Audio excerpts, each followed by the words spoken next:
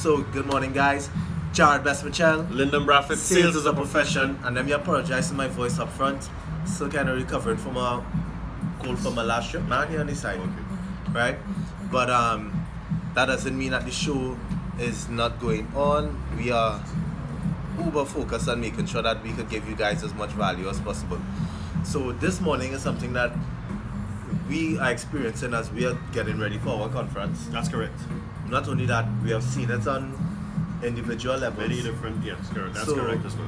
The whole topic today, guys, is with regards to knowing how many persons are in your buying process for what you sell, the product or service. That's correct. Your organization or the customers that you serve, the buying team is pretty complex in some instances, and this falls into whether you're doing B2C, because sometimes the person spending the money is not the final decision maker, right? The person who's getting the product or service might not be the one who actually spending it. And that vice versa, correct? Yeah. And then for those of us who are in B2B, you will find also that based upon your price tag or how complex your product, service or solution is, you have many different people that's involved in saying yes. Yeah, correct. So let's talk about a couple of things that you should be aware of. So let's talk about it on the B2B level. Hey Alana, morning and happy belated. Clifton, sir, morning. So let's talk about it on the B2B level, because we were touching the B2C because it's a little more simpler. But let's talk about it on the B2B level, and I want to talk about it on the first thing of the psychology behind the buying process. Mm-hmm. There's no way one person could be involved in the buying process, especially if you're going to a medium to large enterprise organization. That's correct. Especially when you know the value of the service, because number one, here's the interesting thing. If the person is taking your product or service for the first time, bet your bottom dollar they don't want to take that full risk by themselves. They don't want to be the only person to say, listen, I met Lyndon, and you know what? I went full board with Lyndon, and then something bad happens. Yep. Trust me. So if you don't understand that psychology first within a buying process, then you're gonna run into a couple of headaches. Yes. So how about, for what I'll also do, I'll give an example of, we can maybe tie our recent example over the last 2 weeks, but I'll use an older one from Massey. Colleague and I went to an organization. We had an excellent presentation. We did an excellent fact finder discovery, and one of the key people within the organization said, yes, I definitely want this, right? They actually sent us back an email giving us a verbal approval within a week's time. Oh wow. Within a week's time, we got a verbal approval saying, nice. Yes, guys, this is the direction that we actually want to go. This is the product, service, or solution that we want. Boom. Lovely. We felt really good by it. We started to make preparations to do the delivery of the equipment, and then after that, everything went cold.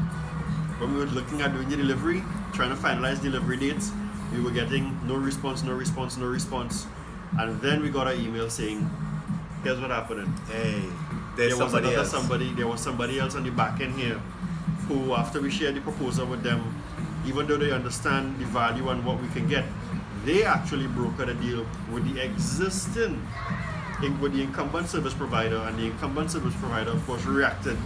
Yep. And gave them exactly what we said we were going to give them, maybe with a couple percentage points off at the same time. See? Right? And we didn't know, up to this day, we did not know who that other person was, because it was a legal entity, so it was a number of different lawyers within the chamber. Correct. But of course, there's always someone that trumps everything. There's always seniority within all of these. So let's break that down. So when on average now, and it will vary based on the organization, right? There's about 6.8 persons in the buying process. So let's explain a couple of things that you have to be aware of. There are going to be, there's the decision maker, there are the influencers, there's your champion, and then there's going to be a naysayer or your fox. Yep. And that's the best way to describe the fox is somebody who you might think is on your side, but they're really rooting for the competitor. Yep.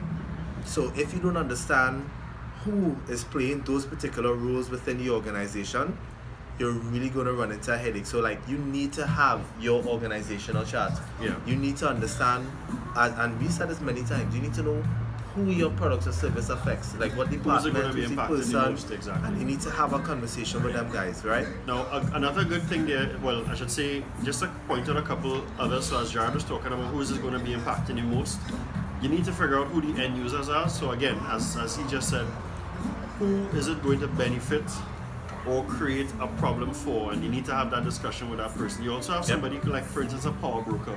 a power broker, excuse me, not from an investment standpoint, but someone, let's just say for instance your organization is outsourcing services. Correct. Let's say for instance it's IT services and you have an IT solution to bring in. Who do you think that customer is going to call? Customer is going to call the guy who's been doing the IT backend services for them, right? That is a power broker. And he's going to say, well, okay, I've been working in your environment for the last, let's say, year or so. 6 years. I know exactly as to what your environment needs, so let's see everything that they're putting forward. Correct. And that person, so you need to build a relationship with that person as well, because that person is versed in what they're doing, right? And they have a lot of say in relation as to the direction of the organization. So here's how you don't fall into the error of it, right? A lot of the times what happens to us in sales, and again, sorry for the voice here guys, I might actually lose it halfway while we're talking here, but that's okay. What might actually happen in the sales process is that because they're so excited to actually get a meeting with the organization just based on the size, because they get pressure from your boss to get meetings, etc., they get excited and they overlook the fact.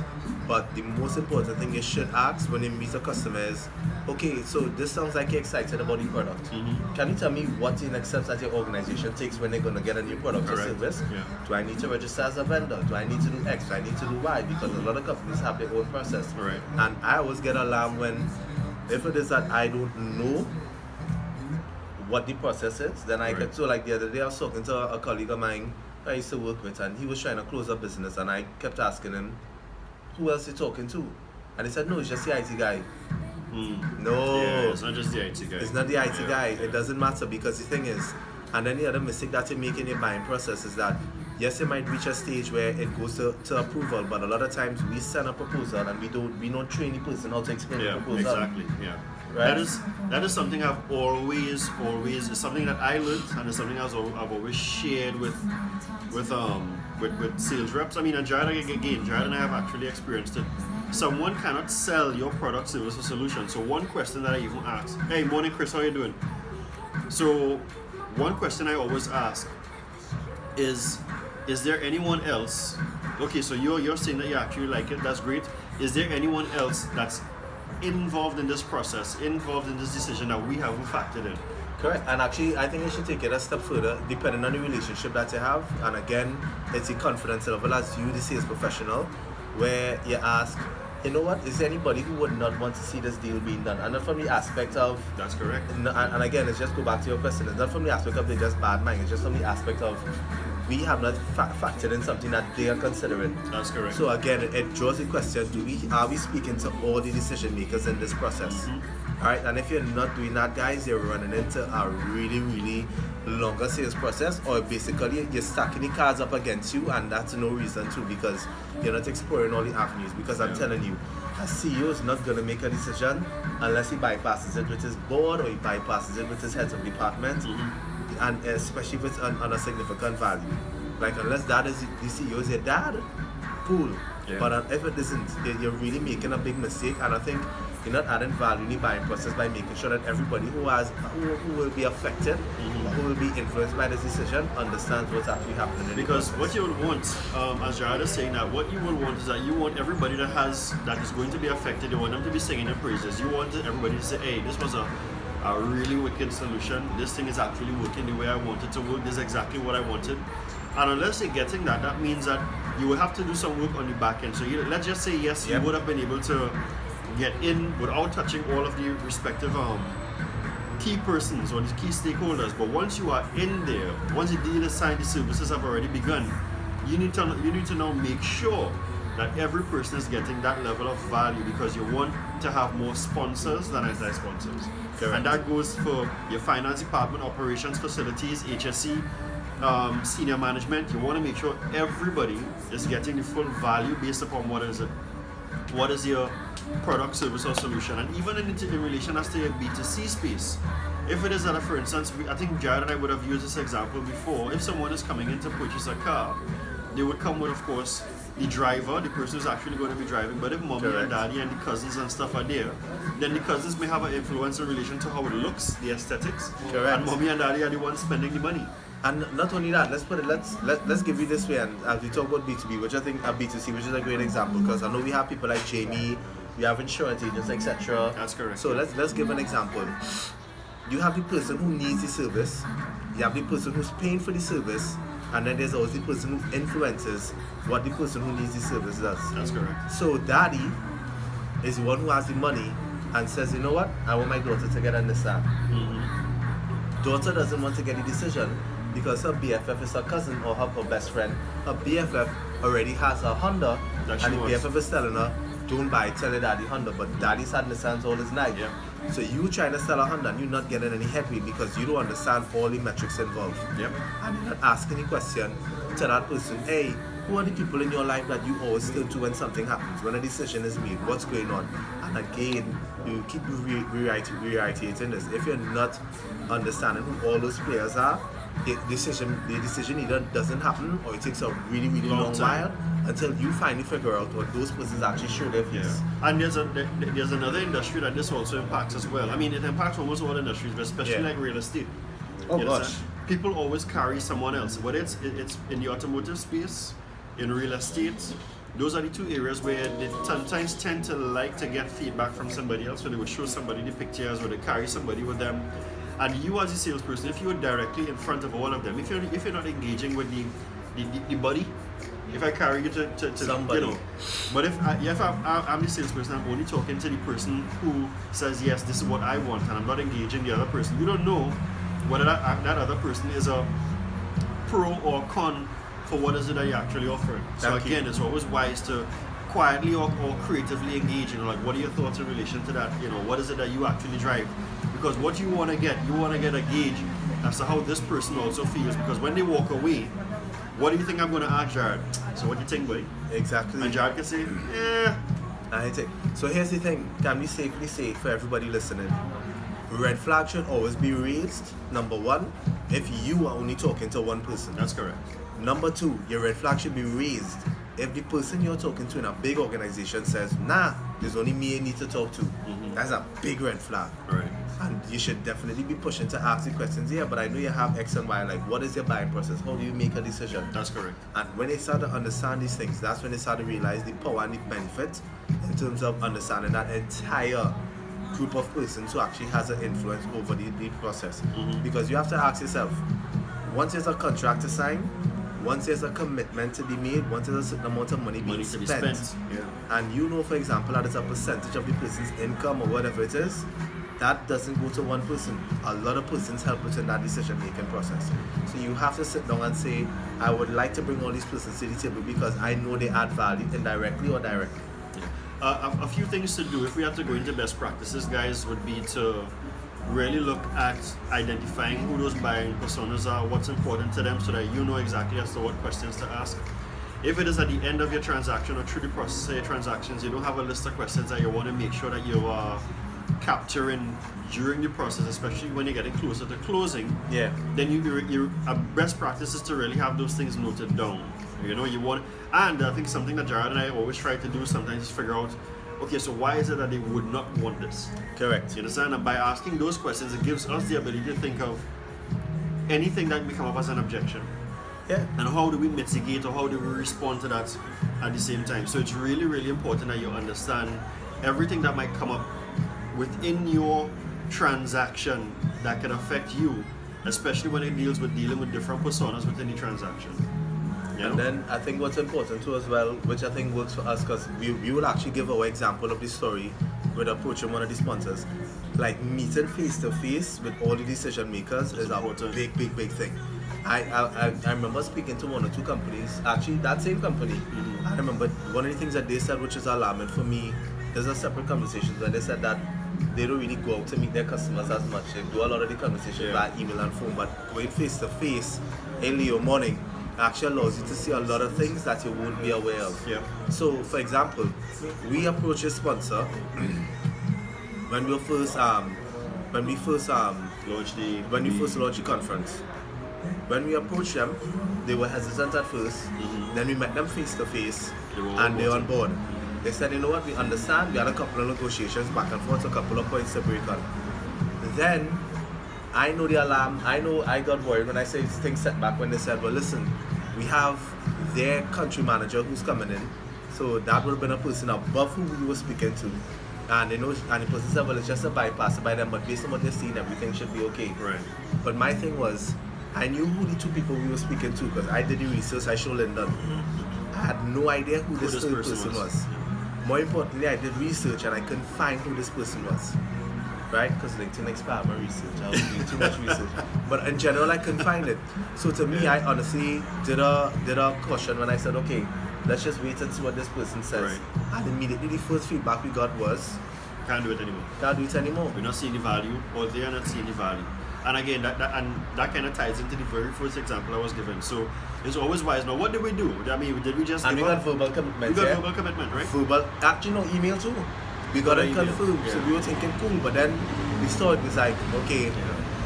So, but what do we do? Like, for instance, for with that, what some sales reps might actually do is panic and say, "Oh my God!" But what we did, we actually tried and we reached out. We said, "Okay, we understand. Let's try to meet." understand their concerns. Exactly. So once we understood what that concern was, we would have had the opportunity of again doing the great sales job that we did initially, or identify and then kind of bring the person's level of concern down. But unfortunately, we didn't get to do that. You know why? Because of the fact that we had the person internally selling for us. Correct. You know, and not everybody would be able to do the same job that you did. That's why it's always important to always ask to have a follow-up meeting. A follow-up meeting is so important. I can tell you, for me, I always push to have some sort of follow-up meeting. Yep. Whether it's over the phone, whether it's a teleconference, or in person. You understand? Agreed. It's really, really important because you want to now be able to, you want to hear, so you have your responses, because this person, the country manager, may have been bringing up particular valid responses or objections That our person wasn't able to think, Exactly. and that's because that person wasn't trained effectively in speaking about and everything on behalf of us. key Exactly, points. exactly. So it's really important that you really take the time to understand who all of those people are and even ask the questions. I'll tell you why as well. I remember liaising with a client that was proposing to do some training for just actually just even pushing to have the initial meeting, and they said that a lot of their decisions are made in Barbados. Right. Right? So immediately, as Jared would have said, I went and I started to search through. So who in Barbados is responsible, is responsible for making this decision? I say I don't So do it. that's what you have to do, because I want to know who that person is, understand their portfolio and what's important to them, and you speak to that person. Because again, a very important point is, if you have 5 different portfolios in the room, one for the same organization, you as a salesperson need to be proficient enough to have 5 different conversations. Correct. And Omari's saying something that's important. People tend to take no as final. But remember, our rule is, I like no, but define the no for me. Exactly. I need to get my no defined. Yeah. And our email and correspondence with the client was exactly that. Because even so much, I would say it out right now, I would actually send a free invitation to that country manager to our conference. Come to the conference. Because the thing is, the conference is not just this year, it's next year. And I want to let after you that. know I Right. understand the value Yeah. of what you do.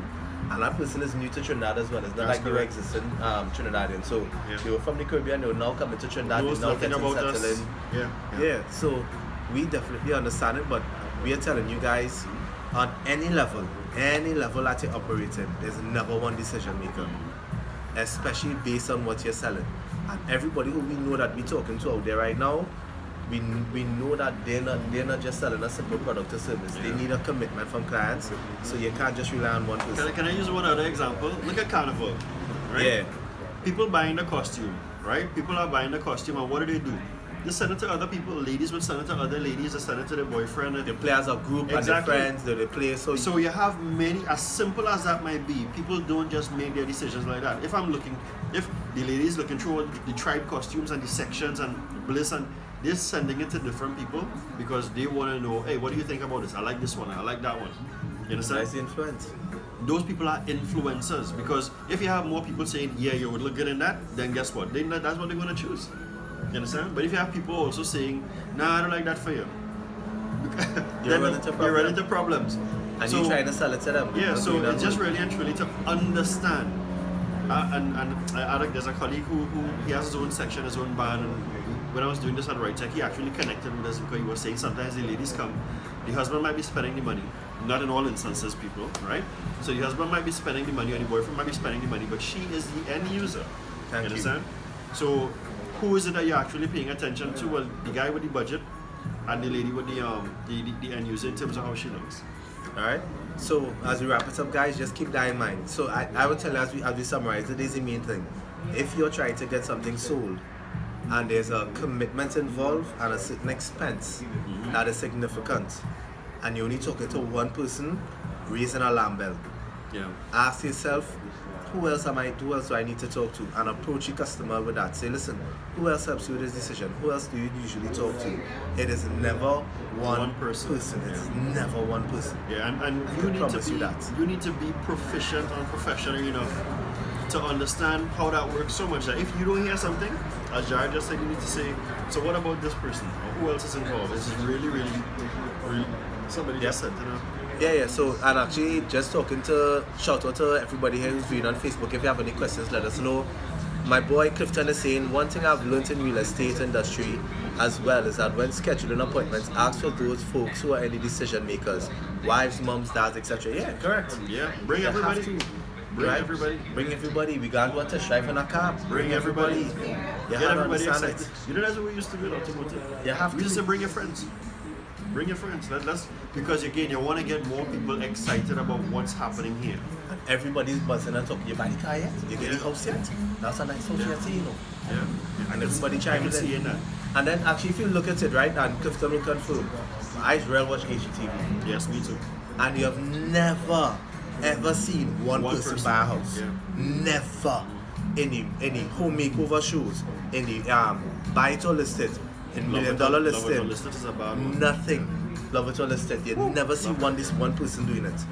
The other day they're trying to move a whole family. The whole family is in the decision. As a black family? Yeah. Yeah. Because they're trying to get closer. They're trying to get closer to the other family. Yeah. And it was a growing community as well. Yep. Thank you. So, guys, that's it for us for today. Right, but we just want to tell everybody our conference tickets are on sale. They're available now at $750. We have, is 8 or 9? It's 9 speakers. 9 speakers. 9 speakers coming to give you value on June 18th at the Chamber. We are super excited about this cast. I just can't wait to hear all the topics and everything broken down because we're going to start doing rehearsals in the month of May. Yep. So we look forward to it, guys. And I mean, if you have any questions as usual, because I know persons always reach out to Lyndon and myself, feel free to message us. We always love to talk about it. Yeah. What's your price to talk? Coffee? Mine is What's coffee. up? Good right here. I'm water today, but coffee. Alright, guys. So have a fantastic Easter Sunday. I mean, thank you so much. I mean, I just rushed across from church. But yeah, we're looking forward to talking to everybody and seeing you all on June 18th. Alright, take care, guys. Peace.